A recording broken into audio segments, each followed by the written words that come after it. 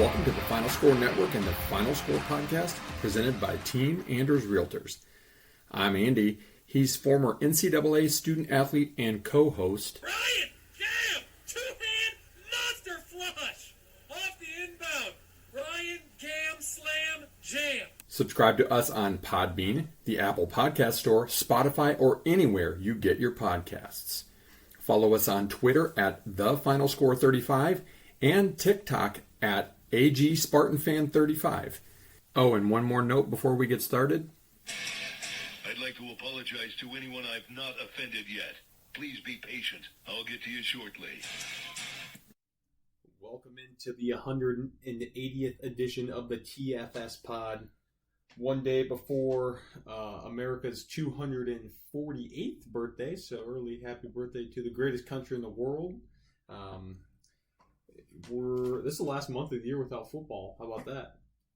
Crazy. Got the Hall of Fame games probably about a month out. NFL training camps are later this month. Baseball about to the All-Star break, so halfway done with that. NHL draft happened, NBA draft happened. We don't really care about that. Start doing college football previews here pretty soon. Probably maybe next week, maybe even we could start picking away at them. But we got some stuff to talk about golf-wise. Another crazy week we'll get to later on, but without further ado, podium.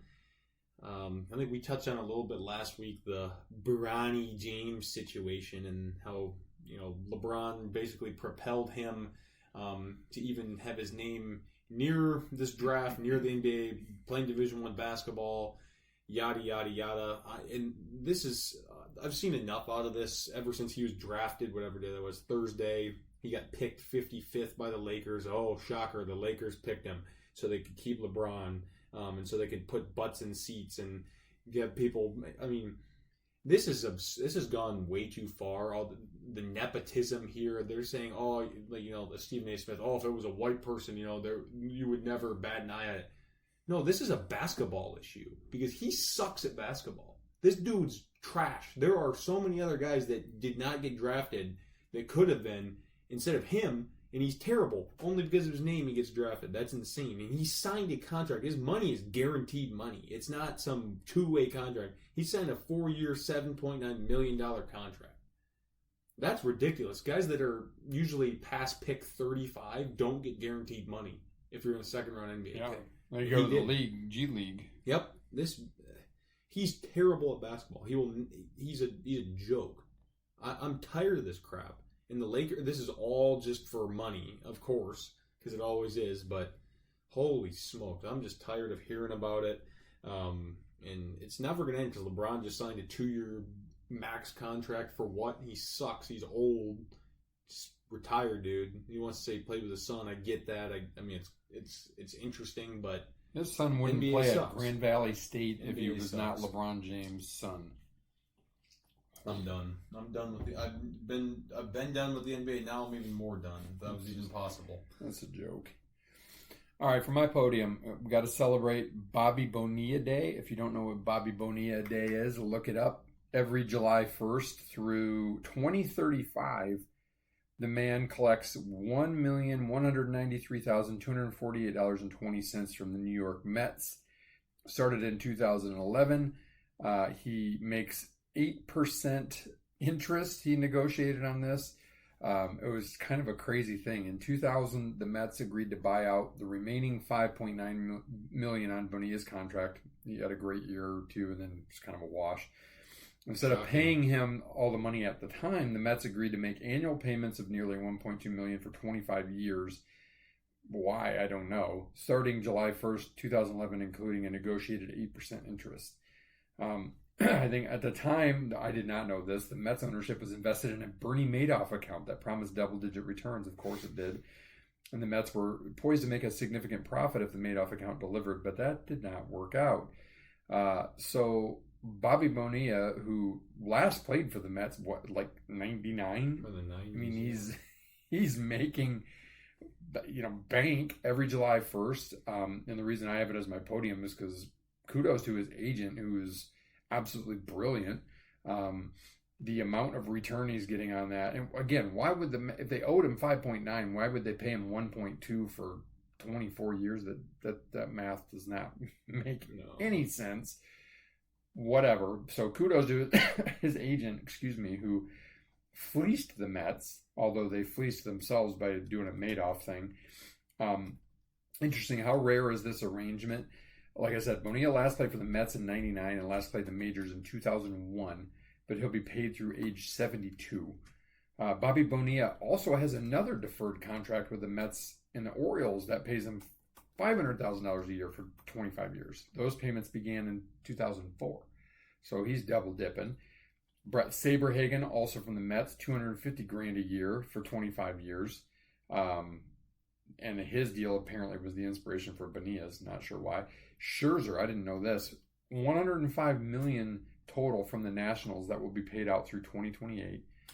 Manny Ramirez collects $24.2 million from the Red Sox through 2026. Ken Griffey Jr. receives $3.59 million from the Reds every year through 2024 as a deferral from his 9-year deal signed in 2000. And it goes on. Obviously, Ohtani has a very deferral-heavy contract as well. Again, I usually take the podium to complain about something, but this time I thought I'd give a little pat on the back to Bobby Bonilla's agent.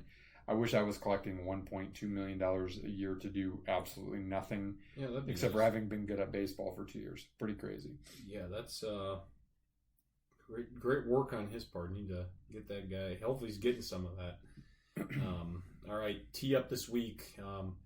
Didn't really have anything that stuck out, so went deep on this one. We've never really, I don't think we ever talked about soccer, maybe during the World Cup a couple of years ago, but that's really it. We're going to touch on soccer. Team USA Soccer. It's been a big, I don't follow it too close. I'll see stuff about it on Twitter and then, brush up on it just to see what it's about. But they didn't make the World Cup in 2022 because they didn't qualify because they sucked, and they've kept this coach, and they're playing this Copa America, whatever it's called. It's kind of like the Euro Cup. It's also was going on a couple weeks ago. It's like every 2 years, right? Yeah, it's kind of a fun thing. Every 4 years. North America, South America, whatever. USA lost to Panama, who the country's like the size of Rhode Island, like 2-0, and then they lost to Uruguay, who's decent, but they lost. They're out of it, and they're probably not going to make the World Cup again. This is embarrassing. This is like the United States. We want to grow all these sports, soccer. They have this crap coach. They have a crap roster. He got fired. No, he's still there. Is he? Yeah, men's soccer has never been what they said. They've said men's soccer was the next big thing since the 80s. No. No one cares. And now no one cares even more because the USA sucks. Unbelievable. Well, actually it is believable because it's USA and most things we're not very good at, except for maybe basketball. They should run out, Megan Rapinoe as a transgender and let her play on the men's team. Yeah, she'd probably do really well. Not. Okay, that's tee up for the week. Let's get to our par 3 first shot. Golf. We had the Rocket Mortgage Classic this past weekend in Detroit at Detroit Golf Club.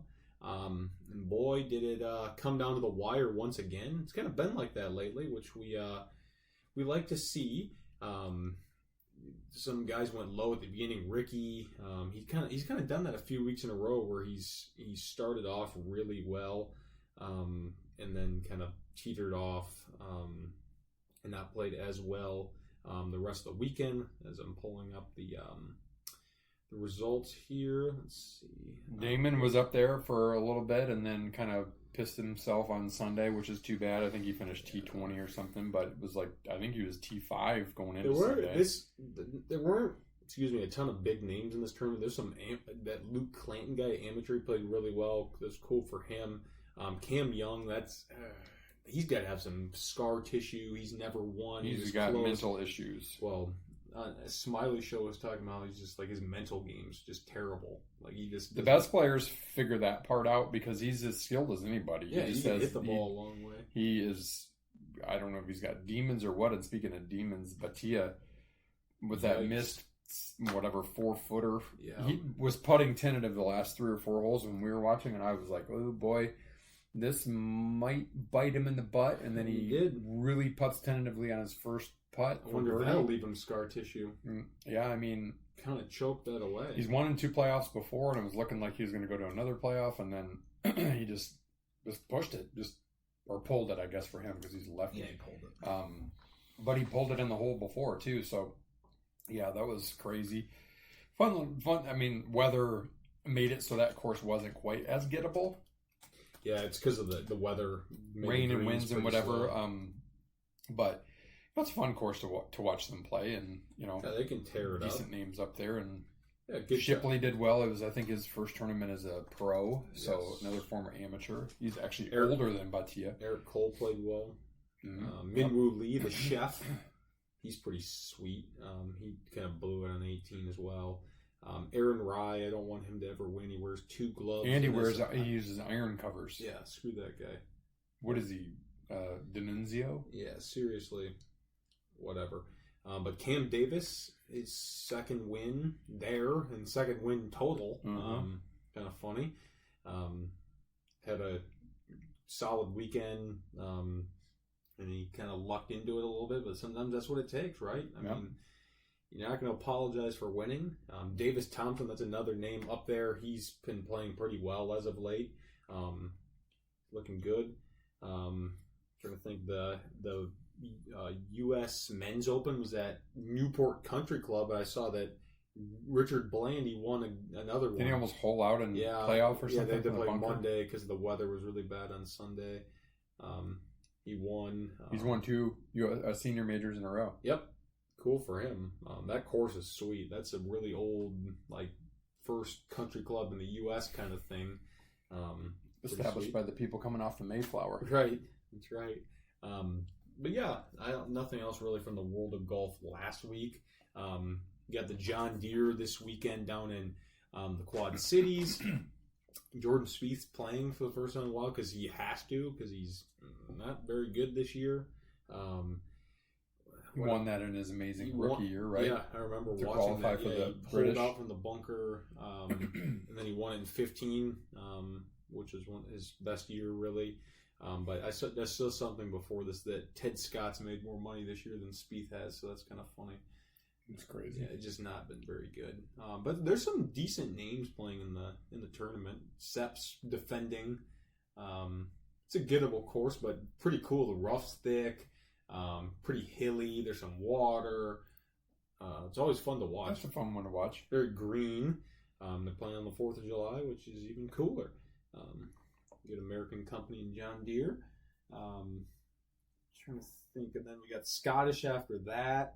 And then we go to the Open at Troon. Is that where it's Troon? Yep. Should be fun. And then after that, I think it's really a couple Olympics, small ones of right? the Olympics, and then the playoffs, and then we're done with the season. I have a wild guess on who's going to win the playoffs. I think his name starts with an S. He went to jail this year. Just maybe by a little bit. All right, let's do some picks, I guess, for... Yeah, how did we do? I think my guys both missed the cut last week. Yeah, they were not good. Both missed the cut. My guys, they both made it, but not great. Not a good week for us. We got to bounce back. It's been rough since the U.S. Open for both of us. My 2 guys, I'm going Eminem. I'm going Cashmere Keith Mitchell, and Denny McCarthy. I have Mitchell as well, and I have not decided yet on my next guy. A little bit of a flyer. He played well. He played actually well at the U.S. Open, I think, as an amateur, and then he played well last week in his first pro event. So I'm going to go with your boy Shipley. Looks like a lady. All right, I like it. I'm trying to think. There's some good names in there that could sneak up. That Davis Thompson guy seems to be a hot name. Sung Jae Im, he hasn't won much lately. Yeah, do you have anything else golf wise? I don't really have a ton to touch on here. No, I mean we'll get to the Open. Will be good. That's always a fun one. And Scottish next week. So some good golf coming up. But yeah, we're kind of in like a little bit of that lull where guys are taking time off. You know, Rory taking time off. To cleanse his demons. And so on and so forth. And, you know, I presume Batia's taking this week off to maybe cleanse his demons too. Yeah, I don't know if he's playing or for not. that matter. I think he's taking the weekend off. So, yeah. So that's First Shot presented by Norris Sports Group. NSG is a boutique agency of experts with 30 plus years of experience in sports sponsorship and much more. Learn more about them today at norrissportsgroup.com. All right, Second Shot, mailbag, hodgepodge. Got a few here this week. Mitch-a-Palooza sends a nice Mitch-a-Palooza list. always sends a list, so we'll get to him in a minute. First, I just saw this leading into the podcast. And now Chalmers from Mario Chalmers from Kansas, who hit the game-tying shot in the 2008 finals against Memphis, is suing the NCAA. My question is, how the hell far back are we going to go with this? You're reinstating guys who cheated, like Reggie Bush, reinstating Heisman. They'll let Michigan win. Why don't you let guys who played in the 40s and let their grandkids inherit money? Like, I mean, at what point does it end? Like, I get it, we're paying them now, but this stuff doesn't go back in perpetuity forever. It's like paying reparations to people, to African Americans because there was slavery in the 1800s. Like, at what point does the ridiculousness stop? Like, stop being greedy. Chalmers, you played in the NBA. If you mismanaged and pissed away your money, that's your fault. Not my fault. Not the NCAA fault. The NCAA has things to fix, no doubt. But they do not need to go back forever and ever and ever. Amen. That's ridiculous. Or if they do, it should be pennies on the dollar, not the millions that you're seeking. That's ridiculous. If you mismanaged your money when you went pro, that's your problem. Cry me a river. Learn how to save money. Get a financial planner. Whatever. I'm done. I'm done with that. Like, the NCAA has owned up to it. They're paying that $2.7 billion out. That's enough. Like, going back to like 2015 or whatever. That's enough. Enough. It's ridiculous. Here's one that I saw, Ryan. That's a question for you, and then I'll weigh in. Golf Digest asked this the other day? Does Scotty Scheffler's season deserve an asterisk? No, because he's not playing against some guys like Bryson, DeChambeau that's on the live. I agree. No. Why? Dominance is dominance. Why should Michael Jordan's championships have an asterisk because Magic Johnson and Larry Bird were like at the end of their careers? No, that's dumb, right? Like, he's playing against him in the majors. He's already beaten him in one of the majors. He competed and got a top 10 in another major where he was put in jail basically illegally. He struggled at the U.S. Open, but like, come on. I mean, to say it needs an asterisk, that's the most preposterous thing I've ever heard. The guy is on a dominant heater, the likes not even Tiger did. No. I mean, it hasn't been done since Arnold Palmer. That's ridiculous. This goes along with kind of your podium. Bronny is the betting favorite to win Rookie of the Year. For what? On the 6-foot mini hoop? I mean, what the hell? I'm tired of this crap. This is ridiculous. For what? It's insanity. For what? For losers? For people named Bronny Jr.? What? Right. What world? I mean, I know what world we live in. That's rhetorical, but good Lord. The world where 33% of Americans thought that Biden won that debate last week. There are 33% of the people that we live with that are absolute, complete, blind as hell morons. And those are the same people who think Bronny should win, Rookie of the Year. All right, 2 from Chris, and then we'll get to Mitch-a-Palooza mailbag. Chris says, when, and Central Michigan does owe Michigan State $1.75 million because they let the douchebag on their sidelines, his words. What would you and Ryan do with that money, presumably as Michigan State? I don't think he's saying that we personally get that money back. So, well, I'm glad you brought that up because I was gonna ask the question again. When's Central gonna come up with something? When's Michigan gonna get punished? When is this gonna see the light of day? Yeah, probably never. They're just waiting for time to pass to sweep it under the rug. I haven't heard anything about this in months. Central Michigan's been mum. This is ridiculous, but. What do you think? What will Michigan State do with it? I mean, what would you do with it if you were Michigan State? If I was Michigan State, I I mean, I'd put it towards that settlement that you have to pay the players. Yeah, why or not? put it towards your NIL cooperative. Yeah, why? Or whatever. Use it to get better players and retain players, or clean up facilities, or refurb the concourse at Spartan Stadium. I don't know. Needs it. Yeah. It's been done here or there, but yeah, probably does need it. Agreed. Another one that Chris sent. Let me go to my text. This is more of an interesting thing. So, again, we're talking about it, so this shows you how far the WNBA has come. Last year, the number one vote getter for the WNBA All-Star was A.J. Wilson, who got 95,860 votes. She finished third this year with 607,300 votes. That's what, 6 times as many votes? A little more than 6 times as many votes. Caitlin Clark was number 1. Aaliyah Boston was number 2. Caitlin Clark was by 82,000 votes, the number 1 vote getter. Oh, but let's leave her off Team USA.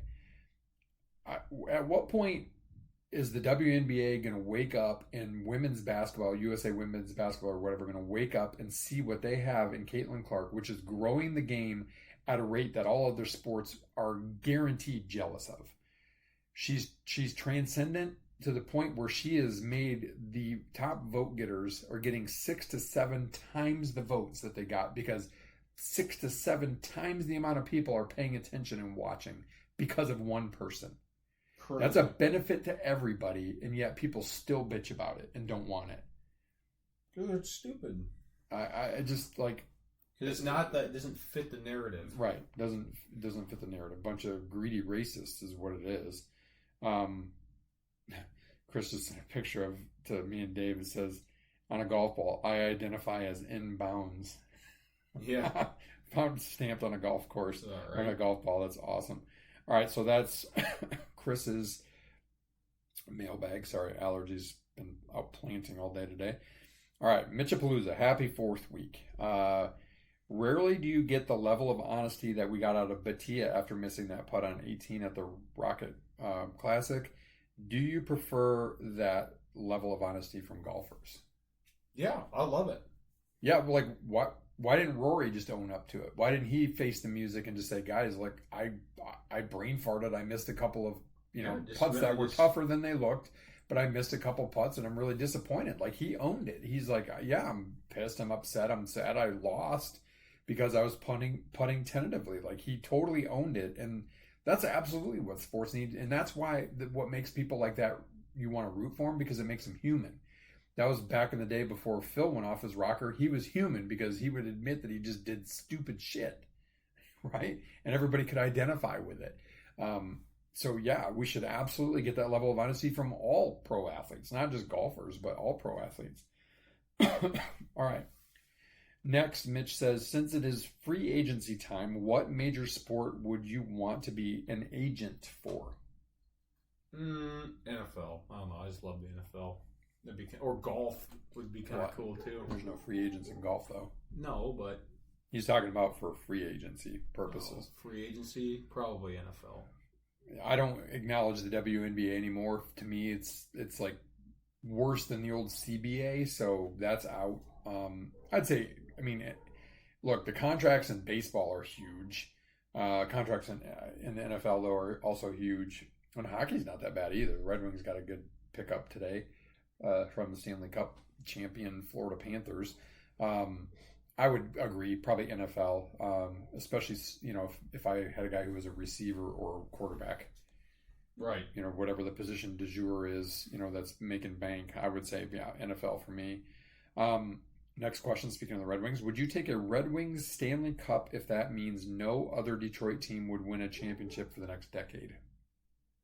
Let me repeat that. Would you take a Red Wings Stanley Cup if that means the Lions, Tigers, Pistons can't win a championship for at least 10 years? No, I'd rather the Lions win. Yeah, so if you flipped it, Ryan says he would take a Lions win, meaning nobody else wins. No, over anything else. I mean, look, there's no guarantees. So if you guaranteed me the Red Wings would win a championship, I don't know. Yeah, the Lions should, but I don't know that they're going to. I might do it. especially after watching. I think we did the pod last week after Game 7, which was epic. And I got a little bit of hockey fever, and I like crave the Red Wings to be good again, like they were in the mid late '90s, and into the 2000s, where I watched some absolute classics with them. There's just nothing quite like hockey. I would take it. I would. Ryan says no. I say yes, Mitch. And his last question from the Mitch-a-Palooza mailbag: over under 1.5. How many pro athletes get hurt by fireworks accidents this year? I'll go under. Remember who was it? Remember blew like Jason 2 fingers Pierre-Paul. off? Yeah, Jason Pierre-Paul. Someone else did last year too. The problem is they're not all reported, and honestly, I don't pay that much attention to any mainstream media at all, period, anymore, because it's just nauseating and disgusting. I'm gonna go over. Okay. I'm gonna go over. Somebody's gonna blow off some fingers, and somebody's gonna like maim themselves, like burn themselves or something. Oh gosh. That's my guess. We'll be on the lookout tomorrow for it. Yeah. No, it Thanks will for the happen. report. You're already kind of starting to hear them in the neighborhood. That is 100% for sure. Let's see here. See if there's anything else. Mailbag. I saw something about Sergio today. Who's He got a slow play warning. Then he made like some comment. He's like, "Oh, I gotta listen to you" or something like that. He's a piece of crap. He didn't even. Oh, make and it was an open qualifying Yeah, he attempt. didn't make it. Too bad. Wah wah. Only one Can't live stand guy him. that was trying to qualify made it. Yep, I think that's it for mailbags. Unless you got anything else. Oh, one that we didn't talk about last week, Ryan. We'll bring this one up. I gotta find it here. It's a short one, so I need. Yeah, we were starting to talk about this a little bit. EA Sports came out with their top 25 toughest places to play. So let's go through them one by one and agree: are they too high, too low, just right? Number 1, Texas A&M. Too high. I think it's top. Too high to me. Top. To me, the toughest place to play not only means the crowd, but you got to be a winner. Yeah. And Texas A&M Texas is a A&M perennial underachiever. Yeah, So way too. I say too high. I think it's a good, top it's a 8 good probably one. for atmosphere. Yeah, Top hold 5 on, maybe 12 for man. atmosphere, but for winning program, no. Alabama number 2, I think they're totally fine at number 2. They win. Yeah. Their stadium is great. Number 3 was LSU. That should be I would one. put them number 1. I've been there. The place registers on the Richter scale when it's a night game. I was there for a 3:30 game against Auburn where Leonard Fournette absolutely went off. I was at field level. Place just everybody in there sings Calling Baton Rouge before the game. It is electric. I would put them number 1. So I think at 3 they're too low. Number 4, Ohio State. We've both been there. Yeah, I'd say it's good. I can see that. I mean, Ohio State fans are, they're always good, so that helps. But I think that they're a pretty raucous crowd. They have a pretty good home field advantage. Georgia 5. Yes. Between the hedges. Never been there, I think. That'd be sweet. That's probably about right. I honestly think Penn State at 6. Maybe they're just right because they're not a great, huge perennial winner. But like, there's not much that supersedes the whiteout in terms of great college atmospheres. This one was a little high for me. Wisconsin, number 7. I feel like 5, 10, 15 years ago, yes, but I don't know now. Yeah, now it's like, I mean, it's a good atmosphere, but. And jump around, and I get it. Yeah, Oklahoma, number 8. That's too high. It seems too high to me. Florida State, same, number 9. That seems too high to me. Good. Florida, 10. Yeah, I mean, when they're good, and they haven't been good. Right. Oregon, 11, I think, is underrated. Autzen is, that's insane. for a 65,000 seat stadium, Yeah, that place 65. rocks. It's up on a little bit of a mound, and the metal roof holds the sound in. That place absolutely rocks. Autzen Stadium's capacity is 54,000. Oh, there you go. I overshot it. Clemson, number 12. I could see that. They've not been as good the last couple of years, but Tennessee, that's a good example of great atmosphere, not ever really a winner. Yeah, that's a pretty good. Sweet. Auburn, number 14. You can see that with War Eagle and whatever. This one seems high to me. 15, South Carolina. Now, I've been there. Sandstorm is pretty epic, but they're not very good. Right. Maybe that's why, because their fans, ball out. 16, Michigan. It's been a while since I've been there. It's big, but it's not that impressive, to be honest, compared to other places. Other places are way louder. 17, Vatek. I still think Enter Sandman is probably one of the greatest things. I think I sent you a TikTok about that the other day. The whole stadium singing it. That's for success wise, they're probably better for atmosphere, but success wise, 17 I could see. 18 Utah. I feel like that's Rice Eccles. That's an underrated one, I think. 19 Texas. That's struck me as a little low for them, to be honest. I don't know. Their fans Darrell are pretty Royal. rabid. I've been there before. Is that what it's called? Yeah, Darrell Royal Memorial Stadium. Kinnick, number 20.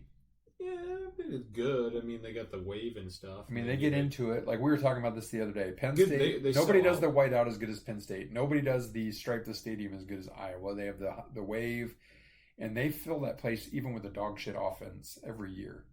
Yeah, And I think they're pretty nice. yeah, they have good fans. Notre Dame, number 21. We've been there. Yeah, Good. I think that's probably underrated, to be honest. Yeah, Michigan Dame's State, really number good. 22. When we're good, like the 2021 Michigan State-Michigan game would be like, if you went there for that game, you would put Michigan State in the top 5. It's not like that every time, but like for Michigan games, when Michigan State is good, for Ohio State or the Oregon game back in the day, the night game or whatever, Michigan State is a sneaky great place to watch a Yeah, game. it is. It's beautiful. 23 Arkansas. Don't know much No. about it. Woo pig. Yeah, I don't like Nebraska is not on this list. That's better Yeah, than that's Arkansas. stupid. Boise State 24, It's because the field blinds you. and then Mississippi State because the cowbell on 25. That's just annoying as hell. Yeah, I would. I've heard straight from a guy that I work with that played at Ole Miss, said it's the most annoying thing. Oh, it's annoying on TV. Yeah, he said it sucks. Can't even imagine.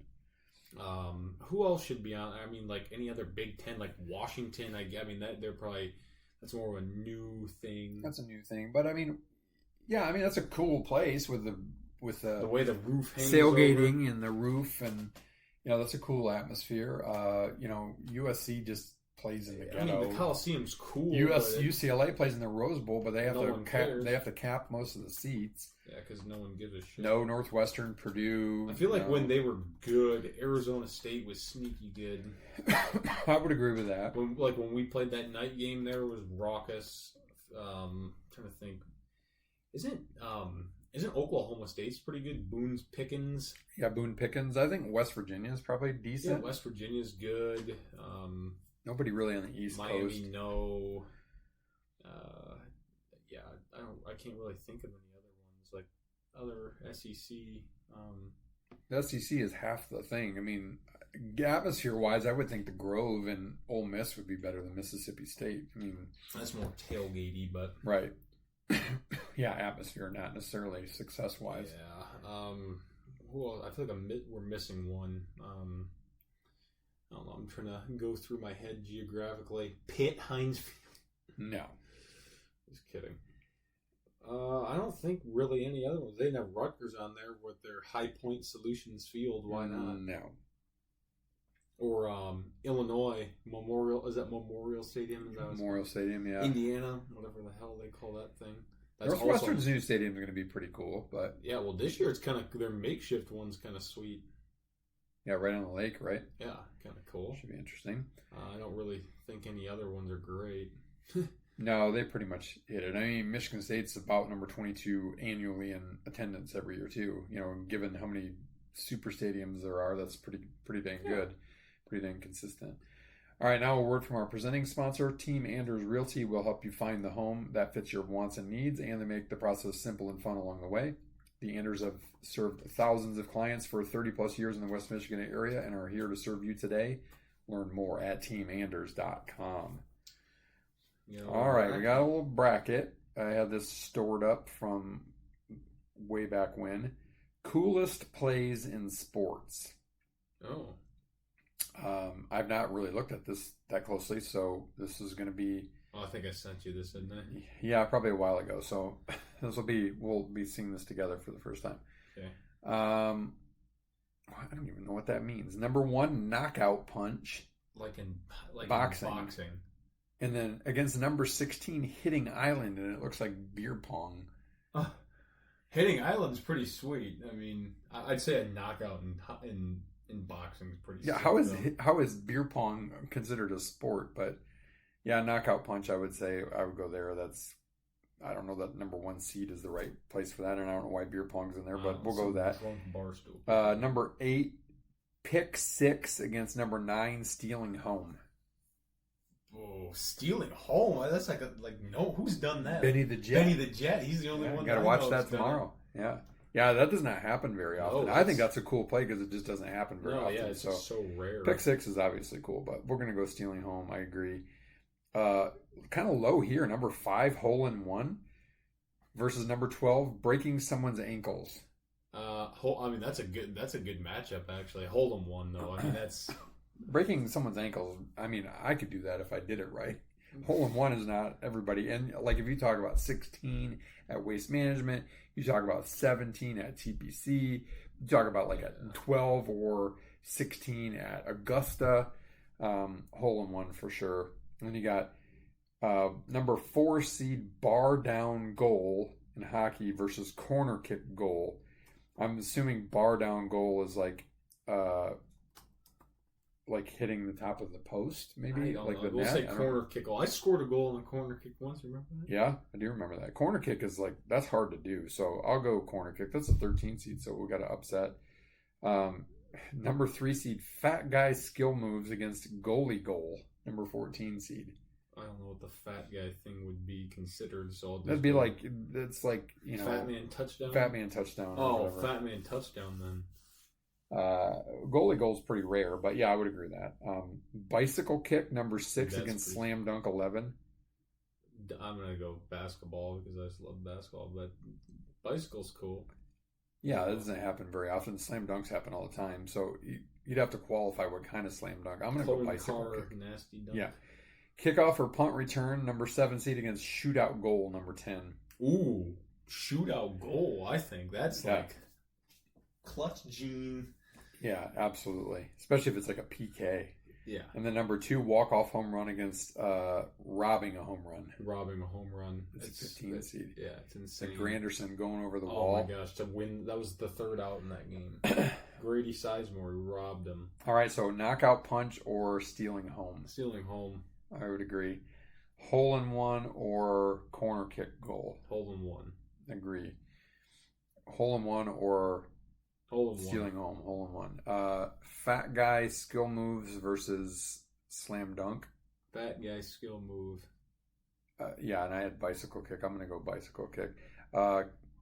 Shootout goal against robbing a home run. Robbing a home run. Robbing a home run. Robbing a home run against slam dunk. Robbing a home run, and then I have hole in one. Yep, I'm going to go hole in one over... Yeah, robbing a home run and go hole in one. Hole in one's cool as playing sports. All right, there you go. Got the bracket. That's fun. That was a good one. I like that. Outside the box. I'll see if I can find another one of those we can do next. Get your playlist ideas ready too, because the week of the open picks when we have our picking, we've got our jock jams, like stadium game day pump up songs genre of 48 songs. Could be like at a tailgate, could be going to the game, could be driving to the game, could be in the stadium. 12 songs? Yep, 12 songs. I thought it was 10. No, 12. Okay. I think it was only... That was 12 the last time. But you had some repeats, so yeah. Right. Okay, let's sprint it home. We talked about father-son duos earlier. Who's the best father-son duo in sports history? Any sport. Man, that's a good question. Best father-son duo. I'm sure I'm missing somebody, but like the Griffeys. That's what I said. The Griffeys. Yeah. Kim Griffey Sr. and Jr. Yeah, I would say. Fielders. Yeah. Cecil and Prince. Well, they're the only father and son duo to both have 50 plus home runs in a season. That's pretty sweet. Yeah. Was it both with the Tigers? No, I think Prince with the Brewers. When will the next college football realignment happen? Yeah, it's been pretty quiet. This has been the time that it's been big. Yeah, early July is when we usually hear about it. Boy, I still think it's going to be a move to SEC, Big Ten, and this like shift back. It'll be two mega conferences, and I've talked about this on the podcast last year and the year before, I think, laid it out for you. I think you're like two 24, 32, somewhere in there, 36 team mega conferences. I think FCS or 1AA, whatever you want to call it, grows a little bit. I think, like CFP, teams eligible for the CFP shrinks a little bit. I think it's going to be kind of two mega conferences, SEC and the Big Ten. And what's going to be interesting is those divisions within are going to go back to being regional. And so that's how you're going to get back to regional, really? Which is a novel concept. I don't think that's going to happen anytime soon. First thing is going to have to happen is you're going to have to see this break off of those two. And then then it'll just kind of naturally happen from there. Yeah. So like naturally Oregon and Washington and UCLA and USC would be in the Big Ten West with somebody else, whoever that might be, right. Two more teams.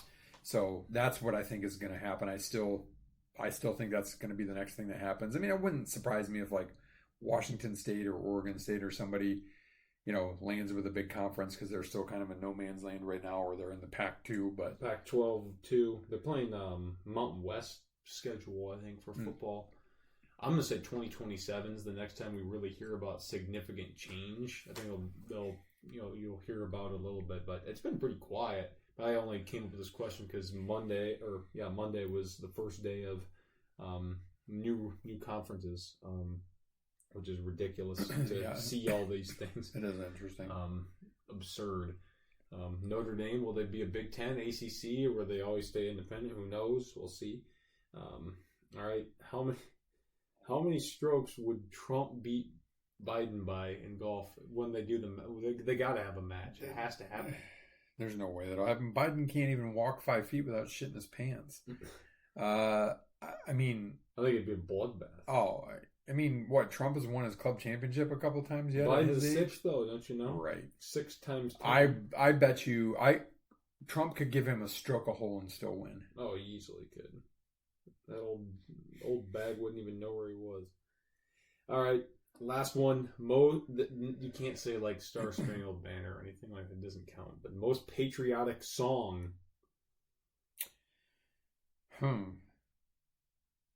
That's a good question.